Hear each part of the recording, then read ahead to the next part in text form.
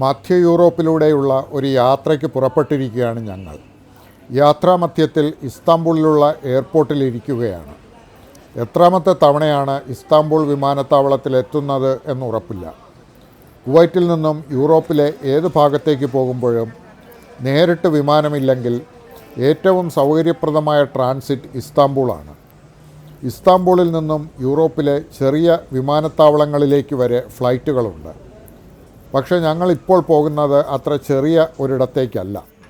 ഹംഗറിയുടെ തലസ്ഥാനമായ ബുഡാപെസ്റ്റിലേക്കാണ് പോകുന്നത്.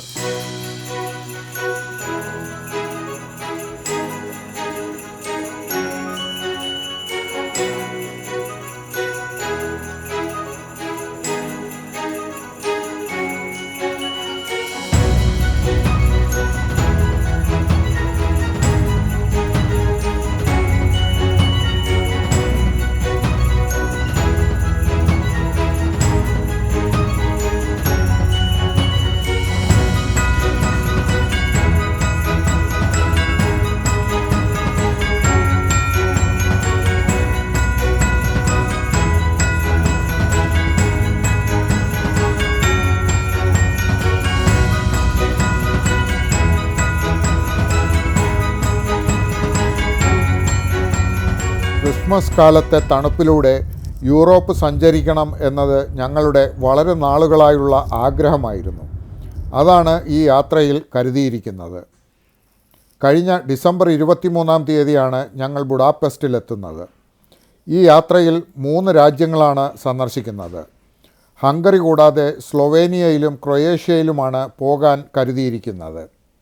ക്രൊയേഷ്യയെ ഒരു മധ്യ യൂറോപ്യൻ രാജ്യം എന്ന് പറയാനാവില്ല. അതൊരു ബാൽക്കൻ രാജ്യമാണ്. എങ്കിലും സൗകര്യത്തിന് മറ്റ് 2 രാജ്യങ്ങളുടെയും കൂട്ടത്തിൽ ചേർത്ത് പറഞ്ഞു എന്നേ ഉള്ളൂ. പട്ടണമധ്യത്തിൽ തന്നെയുള്ള ഒരു ഹെറിറ്റേജ് ഹോട്ടലിലാണ് താമസിക്കുന്നത്.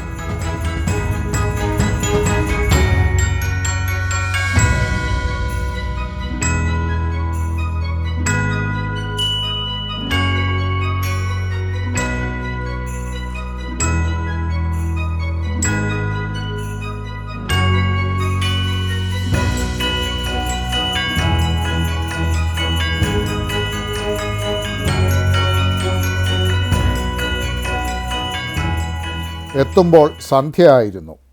സമയം കളയാതെ ഞങ്ങൾ പുറത്തേക്കിറങ്ങി. യൂറോപ്പിലെ സംസ്കാരത്തിൻ്റെ ഭാഗമാണ് ഈ നാളുകളിൽ നടക്കുന്ന ക്രിസ്മസ് മാർക്കറ്റുകൾ. ഇംഗ്ലീഷ് യൂറോപ്യൻ സിനിമകളിൽ ഒരുപാട് കണ്ടു പരിചയിച്ചതാണ് അത്തരം ക്രിസ്മസ് മാർക്കറ്റുകൾ. അതിനാൽ ഞങ്ങൾ നേരെ പോയത് ബുഡാപെസ്റ്റിലെ ക്രിസ്മസ് മാർക്കറ്റ് കാണാനാണ്. പട്ടണത്തിൻ്റെ മധ്യമെന്ന് പറയാവുന്ന സെൻറ്റ് സ്റ്റീഫൻസ് ബസിലിക്കയുടെ പരിസരത്താണ് പ്രധാനമായും ക്രിസ്മസ് മാർക്കറ്റ് ഉള്ളത്.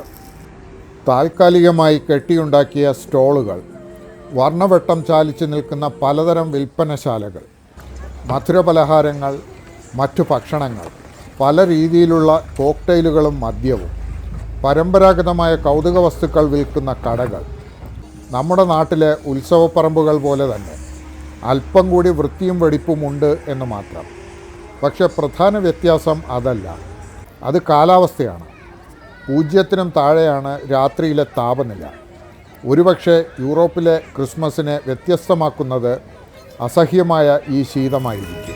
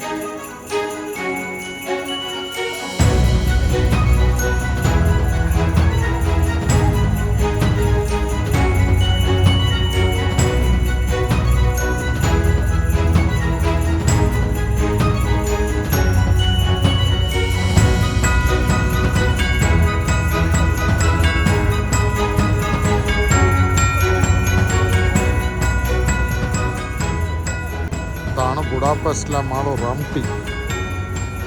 പണ്ട് റം അടിച്ചു നടന്ന കാലത്ത് അതേ ഓർമ്മ വരുന്ന ഒരു സാധനം.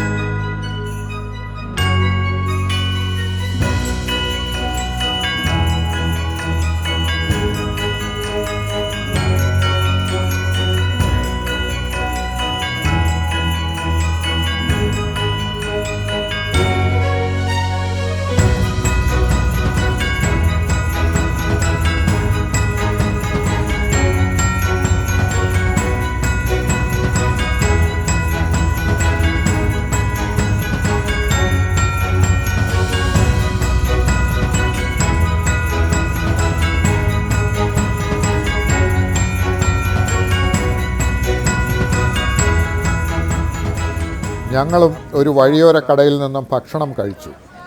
അപ്പറ്റൈസറായി റം വിത്ത് ടീ എന്ന കോക്ടെയിൽ ഒരു ഗ്ലാസ് വാങ്ങി കുടിച്ചു.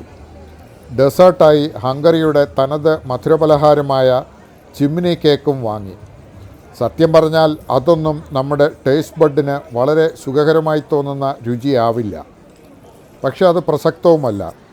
ഇവിടുത്തെ ഈ ആഘോഷത്തിൽ, ഈ ജനക്കൂട്ടത്തിൽ ആഹ്ലാദത്തിൽ പങ്കാളിയാവുക എന്നതാണ് പ്രധാനം.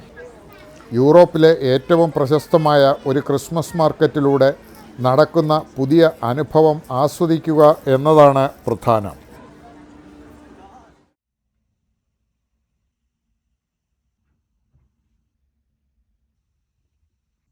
പിറ്റേന്ന് രാവിലെ പുറത്തേക്ക് ഇറങ്ങുമ്പോഴാണ് ബുഡാപെസ്റ്റ് പട്ടണത്തിൻ്റെ ഗാംഭീര്യം മനസ്സിലാവുന്നത്. ഹെറിറ്റേജ് മൂല്യമുള്ള പട്ടണങ്ങൾ എടുക്കുമ്പോൾ സന്ദർശിച്ചവയിൽ ഏറ്റവും ഗംഭീരം എന്ന് എനിക്ക് തോന്നിയിട്ടുള്ളത് ഓസ്ട്രിയയുടെ തലസ്ഥാനമായ വിയന്നയാണ്. പക്ഷേ വിയന്ന പട്ടണത്തിൻ്റെ ഗാംഭീര്യം അതിൻ്റെ ഓൾഡ് ടൗൺ ഭാഗത്ത് മാത്രമായി ഒതുങ്ങുന്നു. ബുഡാപെസ്റ്റ് അങ്ങനെയല്ല.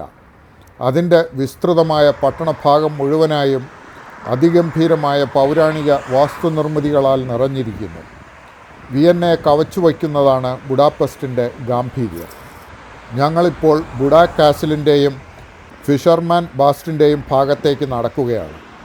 ഡാന്യൂബ് നദി മുറിച്ചു കടന്ന് മറുകരയിലേക്ക് പോകണം.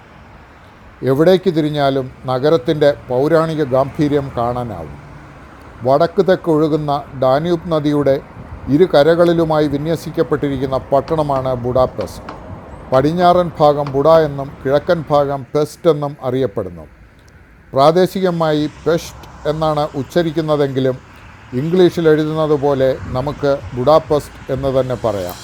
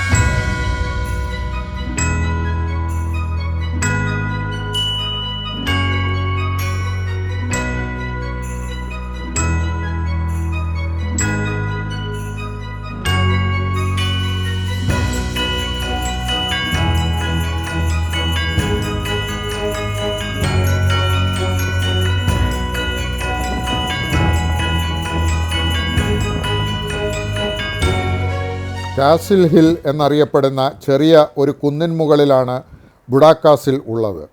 ഡാന്യൂബ് നദിയുടെ കരയിൽ നിന്നുമാണ് ഈ കുന്നുയരുന്നത്.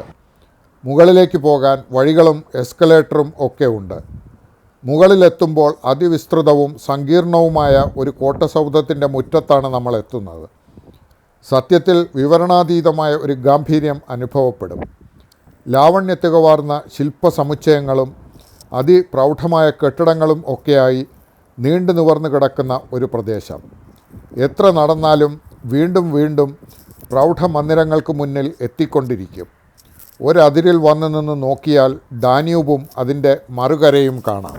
അങ്ങനെ മുകളിൽ നിന്ന് നോക്കുമ്പോൾ താഴെ വിന്യസിക്കപ്പെട്ടിരിക്കുന്ന കെട്ടിടങ്ങളുടെ വിസ്തൃതിയും പ്രൗഢിയും കാണുമ്പോൾ നമുക്ക് മനസ്സിലാവും എന്തൊരു ഗംഭീര നഗരമാണ് ബുഡാപെസ്റ്റ് എന്ന്. ബുഡാപെസ്റ്റ് ഇഷ്ടപട്ടണമാണ് എന്ന് ചിലരൊക്കെ പറഞ്ഞിരുന്നു. എങ്കിലും ഇത്രയും പ്രതീക്ഷിച്ചിരുന്നില്ല എന്നതാണ് വാസ്തവം.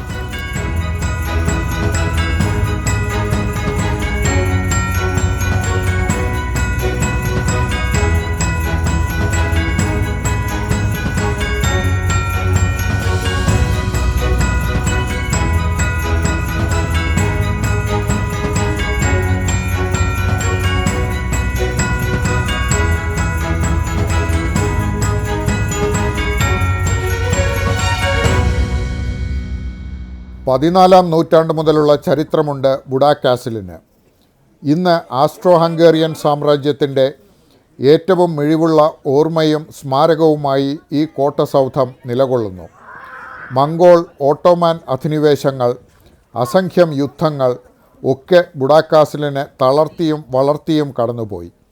പക്ഷേ ഇന്നും ഡാന്യൂബിൻ്റെ കരയിൽ കാസിൽ കുന്നിന് മുകളിൽ ഹംഗേറിയൻ ദേശീയതയുടെ സ്തംഭമായി ബുഡാകാസിൽ ഉറപ്പോടെ നിൽക്കുന്നു.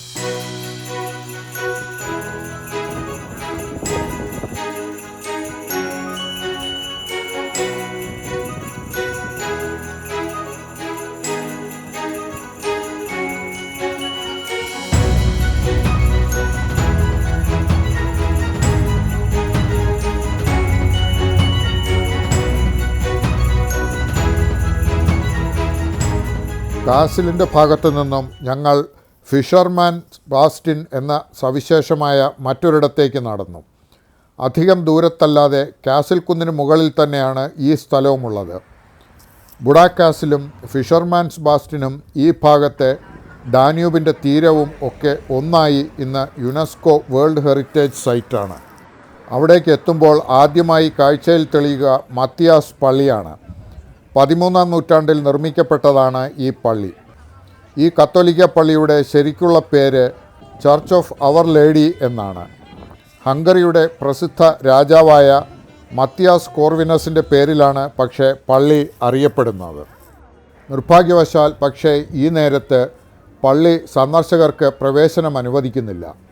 ഇന്ന് നടക്കാനിരിക്കുന്ന പാതിരാ കുർബാനയുടെ ഒരുക്കങ്ങൾക്ക് വേണ്ടി ആയിരിക്കാം.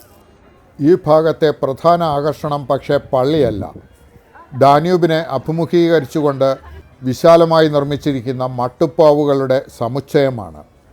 വലിയ കമാനങ്ങളും കൊത്തളങ്ങളുമായി നീളത്തിൽ അനേകം മട്ടുപ്പാവുകൾ.